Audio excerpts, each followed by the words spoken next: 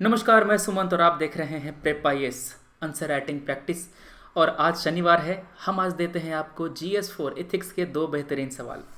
हमारा पहला सवाल है गांधी जी और उसकी फिलॉसफी पर, और दूसरा सवाल है इथिकल डायलेमा पर। हम लोग दोनों को डिस्कस करेंगे। आपके जो आंसर्स है उसको हम रिव्यू करेंगे। आपके जो आंसर्स होंगे वो आपको अपलोड करने हैं प्रेप आईएएस के टेलीग्राम ग्रुप पर, जिसका आईडी है प्रेप आईएएस पीयर एवेल्युएशन, ऐसा कुछ लिखा होगा, पर सर्च करना आपको मिल जाएगा प्रेप आईएएस टेलीग्राम पे। चलो, हमारा पहला सवाल है गांधी जी की फिलॉसफी पर मीन्स एंड एंड्स, इसका मतलब क्या होता है, ये दर्शन क्या कहता है। तो पहले इंट्रो में आप मीन्स और एंड्स क्या हैं ये बता देंगे। मीन्स क्या है, रास्ता, कौन सा रास्ता आप अपनाते हैं अपना लक्ष्य पाने के लिए, ये ठीक है। फिर गांधी जी का क्या पर्सपेक्टिव था इस बारे में, आपको वो बताना है। फिर आखिर में गांधी जी के इस दर्शन का आज के समय में क्या महत्व है, कहाँ कहाँ पर हम इसको यूज़ कर सकते हैं, ये बताना है आपको।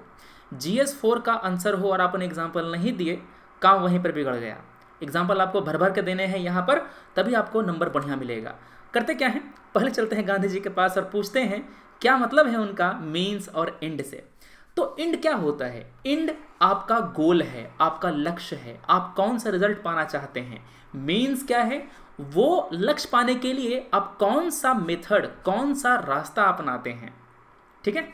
यहाँ पर कई सारे अलग अलग स्कूल हैं, मतलब कई सारे अलग अलग थॉट हैं, अलग अलग फिलोसोफर हैं जिनका अलग अलग मत है। कुछ लोग कहते हैं कि हमारे लिए हमारा लक्ष्य ही सब कुछ है और हम उस लक्ष्य को पाने के लिए कोई भी रास्ता अपनाने के लिए तैयार हैं। दूसरे लोग बोलते हैं कि लक्ष्य तो सही है मगर लक्ष्य तक पहुंचने का रास्ता भी उतना ही इंपॉर्टेंट है, मतलब कि हमें हर समय सही रास्ते को चुन करके उस लक्ष्य तक जाना चाहिए।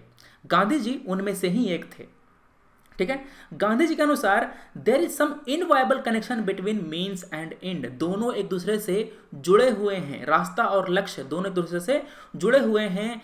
रास्ता एक बीज है, उस बीज को इस्तेमाल करके, बीज को बोने पर आप क्या फल पाएंगे, क्या पेड़ निकलेगा, यह आपका लक्ष्य है। जैसे कहते हैं ना कि जैसा करोगे वैसा पाओगे, वही वाला यहाँ पर फुलफिल होता है। जिस तरह का आप सीड बोएंगे उसी तरह का फल आपको मिलेगा। गांधी जी ने कहा है कि it is means rather than ends that provide the standard of morality. आपका एक्शन मोरल है कि इमोरल है, वो आपका लक्ष्य नहीं बताएगा, उसको पाने के लिए आपने कौन सा रास्ता अपनाया है ये बताएगा। क्लियर है, मतलब कि ये एक थ्योरी दे देता है कि आपका काम मोरल है इमोरल है, उसको जांचने का तरीका बता देता है। ये कहता है कि ये इकलौता एक चीज़ है जो हमारे कंट्रोल में है, हम कौन सा रास्ता चुनते हैं ये हमारे कंट्रोल में है। पास होना, फेल होना, लक्ष्य पाना ना पाना, ये सब बाद की बातें हैं, मगर हम किस रास्ते पर चल रहे हैं ये तो हमारे कंट्रोल में है। समझ रहे बात। तो यहां पर ये बातें हैं। Impure means can never end to lead to a pure end, मतलब कि गलत रास्ते से आप कभी भी सही रिजल्ट नहीं पा सकते, ये गांधी जी का कहना था। Choosing the rightful means to achieve a goal, कभी कभी सही रास्ता हमें लंबा लगता है, हमेशा हम लोग शॉर्टकट की ओर जाते हैं, मगर शॉर्टकट हमेशा सही नहीं होता, शॉर्टकट कभी कभी इलीगल इमोरल भी होता है। गांधी जी ने ऐसे रास्ते चलने से मना किया है। दूसरी बात, जिस तरह का रास्ता होगा उस तरह का हमारा लक्ष्य होगा, और मतलब कि हमारा रास्ता और लक्ष्य दूसरे से कनेक्टेड है। गांधी जी के अनुसार जो रास्ता है ना वही सब कुछ है। अगर आप सही रास्ते पर चल करके फेल भी होते हैं तब भी उसको एक विन, एक जो जीत है वो माना जाएगा। गांधी जी के अनुसार जो ट्रूथ है, नॉन वायलेंस है, ये सबसे ज़्यादा इंपॉर्टेंट है। आप वायलेंस करके कुछ बड़ा हासिल नहीं कर पाएंगे। इसी कारण से गांधी जी ने हमेशा अपने आंदोलन में नॉन वायलेंस को, सत्याग्रह को सबसे ऊंचा स्थान प्रदान किया। चलो, तो ये बातें थी गांधी जी के बारे में, गांधी जी के जो आइडियाज़ हैं उनके बारे में। अब हुआ क्या, आज के समय में गांधी जी का ये जो ख्याल है, गांधी जी का ये जो फिलॉसफी है, कितना रेलेवेंट है। आपको हमारे जो पॉलिटी है, इकोनॉमी है, सोसाइटी है, इसके हर डायमेंशन में चीज़ें मिल जाएंगी। जैसे कि पॉलिटी में होता क्या है, अगर नेताजी इमोरल रास्ता अपना करके सीट जीत भी जाते हैं तो वो जो जीत है उसको सही नहीं माना जाएगा। जैसे कि मान लो कि आपने मनी पावर, मसल पावर का यूज़ करके आप चुनाव जीत गए, बाद में इन्वेस्टिगेशन हुई, आप पकड़े गए तो आपको बैन कर दिया जाएगा कई कई सालों के लिए। तो अगर आपने गलत रास्ता अपनाया है आपका रिजल्ट गलत हो जाएगा। अगर आपने चोरी करके कोई काम किया है, आपके मन में हमेशा डर बना रहेगा कि कहीं मैं पकड़ा ना जाऊं, भले ही आप पुलिस से पकड़ने ना गए हो मगर डर तो एक रहेगा। तो हमारा जो जीवन है वो नरक बन जाएगा उस समय, जो हमारे मन में, जो हमारा मन अस्थिर रहेगा। तो आप जब ये वाला पार्ट डिस्कस कर रहे होंगे ना, आप जब रिलेवेंस डिस्कस कर रहे होंगे तो रिलेवेंस हमारे पॉलिटिक्स में, हमारे एडमिनिस्ट्रेशन में, हमारे इकोनॉमी में, इन सभी में देखेंगे, सभी में हमारे इस दर्शन का क्या रिलेवेंस है आप लिखेंगे, फिर आप आंसर को कंक्लूड करेंगे। ठीक है, चलो आपका जो आंसर है वो हम देखते हैं। केवल 10 मार्क्स का सवाल है और आपका आंसर छोटा होना चाहिए। ये कौन सा आंसर है जी? ये डालिमा वाला है, फिलोसफी का आंसर ये वाला है, हेमा का। चलो, उन्होंने नाप के आंसर लिखा है एकदम स्केल से। In simple terms, ends are the goals और result means are the method use to achieve the goal. There are differing school of thought. ठीक है, गांधी जी व्यूज क्या हैं? Gandhi seem to stand almost alone among social and political thinker in this firm rejection on the rigid dichotomy between ends and means। इतना भयंकर अंग्रेजी नहीं लिखना है, सिंपल अंग्रेजी लिखिए। His extreme moral preoccupation with the means to the extent that they rather than the ends provide the standard of reference। He said means may be linked to a seed, the end to a tree, and there is just the same inviolable connection between the means and the ends as there is।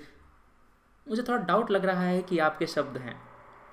कभी कभी होता क्या है कि आप जो लिखते हैं तो आपके शब्द थोड़े से अलग होते हैं। हम लोग नॉर्मल भाषा का इस्तेमाल करते हैं, हमारा ग्रामर साधारण होता है। ये थोड़ा सा प्रिंटेड मटेरियल का मुझे लग रहा है, तो अगर आपने थोड़ा सा हेल्प लिया होगा तो कोई दिक्कत नहीं है, सीखना इंपॉर्टेंट है। ठीक है ना, मगर कोशिश कीजिए कि खुद से लिखिए इसको। According to Gandhi, our attention should primarily focused on means। ठीक है, because as a very क्या है it goes to as we know and shall reap। ठीक है, he was stronger belief of rule of karma। ठीक है, आगे है it is not the end that we can work with but only means different। ठीक है, बढ़िया। Mahatma Gandhi was not only a capable leader but a great। Conclusion बढ़िया हो सकता था, कंक्लूजन ठीक नहीं है। चलो, इसका आंसर मैंने कल ही देखा था, तुम्हारा ये आंसर देखते हैं, रोही का है। एथिकल डायलेमा वाला है ना, गांधी वाला कहाँ है? यहाँ है। चलो, 2 words are fundamental in his philosophy of life, truth and non violence. Mahatma Gandhi has observe ahimsa. क्या लिख रहे हो सब अहिंसा? इसके थोड़ा, ahimsa is the means, truth the end. Gandhi's thought, value and principle of life have been well reflected in his scheme of basic education in particular. नहीं, इतना कथा नहीं सुनाना है, चुपचाप बताओ कि मीन्स क्या है, एंड क्या है, फिर फिलोसफी बताओ। गांधी जी, ओहो, Gandhi views of morality legitimate means to be exclusively government. ठीक है, गीता इज ट्रू दैट। नहीं यार, एग्जैक्ट आंसर मुझे नहीं मिल रहा, एग्जैक्ट आंसर मुझे चाहिए, टू द पॉइंट। कथा नहीं सुनना है हमको एथिक्स में। गांधी जी का दर्शन, महात्मा गांधी जितना महत्व साधक को देते थे उतना महत्व साधन को देते थे। बढ़िया पॉइंट है। गांधी का दर्शन में नहीं, एक दूसरे का अलग नहीं रखा जा सकता, उन्हें साधन को साध्य से अधिक महत्वपूर्ण बताया गया। बढ़िया पॉइंट है। मनुष्य द्वारा किए जाने वाले कर्म का फल मनुष्य के हाथ से नहीं होता, किंतु कर्म अवश्य उसके हाथ में होता है। जो उसके हाथ में है वह ज़्यादा महत्वपूर्ण है। हम इससे, कौन कहता है कि हिंदी में आंसर अच्छा नहीं लिखा जा सकता? कितना बढ़िया आंसर है। देखो तुम लोग नालायक इंग्लिश मीडियम वाले मेरा मीडियम इंग्लिश ही था, ढंग से लिखो आंसर तुम लोग। हम इसको इस तरह से भी समझ सकते हैं कि बीज जितना अच्छा होगा वृक्ष उतना ही शक्तिशाली होगा। उन्होंने सत्य को और अहिंसा को साधन माना। बहुत बढ़िया पॉइंट है। कुछ लोगों का मानना है कि हमको कुछ से मतलब नहीं है, हमको गांधी से मतलब है ना। गांधी ने क्या माना था ये बताओ। कुछ भी मानना है, भटक गए यहाँ पे। गांधी जी की उक्त सभी विचारों को नकारते हुए कहा था कि साधक को, ठीक है, प्राप्त किया जा सकता है। बढ़िया। चलो अब हम लोग अगला सवाल देखते हैं। अगला हमारा सवाल है एथिकल डायलेमा के बारे में। आप इससे क्या समझते हैं? डायलेमा से आप क्या समझते हैं आपको ये बताना है। Bring out some examples of dilemma often faced by civil servant. तो पहले क्या करेंगे, पहले आप जो डायलेमा है उसके बारे में बताएंगे, उसके बाद कौन कौन से डायलेमा फेस करते हैं सिविल सर्वेंट आप उसके बारे में बताएंगे। चलिए तो पहले इसको डिफाइन कर देंगे, उसके बाद जो डायलेमा फेस करते सिविल सर्वेंट उसके बारे में डिस्कस कर देंगे। तो डायलेमा क्या होता है? जब आपके मन में अलग अलग वैल्यूज़ हों और उन वैल्यूज़ को आप इक्वली मानते हों और उसमें अगर कन्फ्लिक्ट आ जाए तो क्या करेंगे? जैसे कि मान लीजिए कि ट्रूथ और ड्यूटी दोनों आपके लिए समान वैल्यू का है, मगर कहीं कहीं पर कन्फ्लिक्ट आ जाता है। कभी कभी ड्यूटी पूरा करते समय आपको झूठ बोलना पड़ता है, मगर आपको लगता है कि यार ड्यूटी पूरा तो कर रहे हैं, मगर मेरा जो ट्रुथ का वैल्यू है वो कॉम्प्रोमाइज़ हो रहा है यहाँ पर। तो यहाँ पर डायलेमा आती है कि हम झूठ बोलें कि ना बोलें। समझ के बात। तो यहाँ पर कई बार ये समस्या, जैसे कि मान लो कि झूठ बोल करके अगर किसी की जान बचती है तो क्या आप झूठ बोलेंगे? ठीक है, हाँ हम लोग बोल देते हैं कि हाँ बोलेंगे, मगर कई बार लोगों को लगता है कि यार नहीं, झूठ बोलना सही चीज़ नहीं है। ये तो भाई बात हो गया ना कि मीन्स एंड एंड, तुम्हारा मीन्स ही झूठ है तो एंड कैसे सही होगा? तो यहाँ पर अलग अलग बातें हो सकती हैं। तो पहले क्या डिफाइन करोगे? बोलोगे कि there is conflict between moral imperative, मतलब कि हम लोग जो अलग अलग मोरल वैल्यू है हमारे भीतर, उसमें अगर कन्फ्लिक्ट होता है तो हम कहते हैं कि हम लोग इथिकल डायलेमा फेस कर रहे हैं। जनरली अगर हमारे पास लीगल और पॉलिसी क्लैरिटी नहीं होती ना, तो हम डायलेमा फेस करते हैं कि हमें करना क्या है। अगर हमारा दिमाग क्लियर रहेगा कि मुझे ये करना है, तो हम लोग डायलेमा फेस नहीं करेंगे। चलो अब करते क्या है, हम लोग एग्जांपल देखते हैं कि कहाँ कहाँ डायलेमा आ सकता है। प्रोफेशनल एथिक्स और पर्सनल वैल्यू दोनों अलग अलग हो सकता है। प्रोफेशन में आपको हो सकता है कि रोहिंग्या मुस्लिम, जैसे कि मान लो कि आप गरीबों के खिलाफ एक एम्पैथी रखते हैं कि जो गरीब है ना, गरीब है, माइनॉरिटी है, उसके खिलाफ मतलब उसके प्रति हमको अच्छा व्यवहार करना चाहिए। मगर अगर आप जाते हैं इंडियन फॉरेन सर्विस में, तो आपको निर्णय लेना पड़ेगा, आपको राष्ट्र हित में सोचना पड़ेगा। तो मान लो कि आपको निर्णय लेना रहे और आपको रोहिंग्या मुस्लिम के खिलाफ निर्णय लेना रहे, तो आपके मन में क्या आएगा कि यार हम तो चाहते थे कि ये जो मुस्लिम है, हम जैसे कि जो रोहिंग्या है वो काफ़ी दयनीय हालत में है, हमारे मन में उसके भीतर उसके लिए दया है, मगर देश भावना में हम लोग उसकी हेल्प नहीं कर सकते।